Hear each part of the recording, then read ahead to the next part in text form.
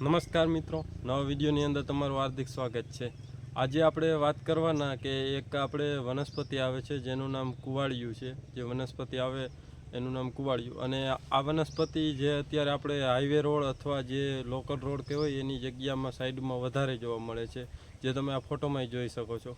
તો આપણે આનાથી ઘણો બધો ફાયદો થાય છે કે જેની અંદર આપણે પશુ અને માણસ અને જે આપણે જમીનમાં જે ખેતીમાં ઉપયોગ કરીએ આ ત્રણ ઉપયોગમાં આવે છે। પશુની અંદર જે આપણે કહીએ છીએ કે જે માખી લાગતી હોય, મચ્છર માખી, તો આનું જે રસ હોય એ પશુને ઉપર છાંટી દઈએ તો આનાથી માખી આવતી નથી। અને જે માણસની અંદર પણ ઘણી જે ચામડીની રોગ હોય એમાં આનો રસ ચોપડે તો આમાં એનું રિઝલ્ટ મળે છે। અને જમીનની અંદર જે આપણે ઈયળ અને જે આપણે ખાસ કરીને મરચીની અંદર જે કોકળ આવે છે એની અંદર આનું બહુ સારું રિઝલ્ટ છે। તો આ દવા કઈ રીતના બનાવવાની એનો વિડીયો છે, એટલે વિડીયો આખો જોજો।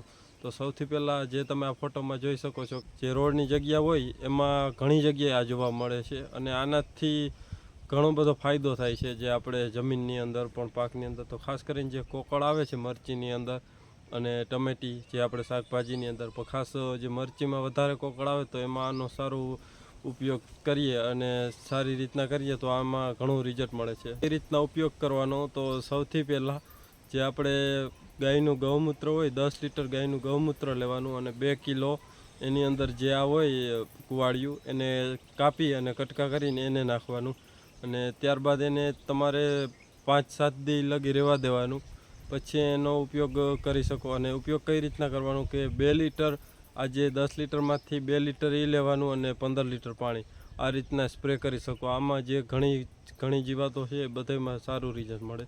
તો ખાસ એના માટેનો જ વિડીયો હતો કે જે આપણે ઘરે જ કહેવાય કે સાવ મફતમાં, આમાં કોઈ જાતનો ખર્ચ છે જ નહીં। જે આપણે આ રોગ જે વનસ્પતિ છે એ ઘણી જગ્યાએ નડતી હોય અને બીજો ઘાસને ઉગવા ના દઈએ, પણ એની સામે આનું કામ એ બહુ જોરદાર છે અને સારું રિઝલ્ટ મળે છે। તો ખાસ એના માટેનો જ વિડીયો હતો। મરચીની અંદર કોકળ છે આનાથી વહી જશે, એ ઘણું બધી જગ્યાએ મરચીની અંદર રિઝલ્ટ મળ્યું છે, પછી જ અમે વિડીયો બનાવ્યો છે।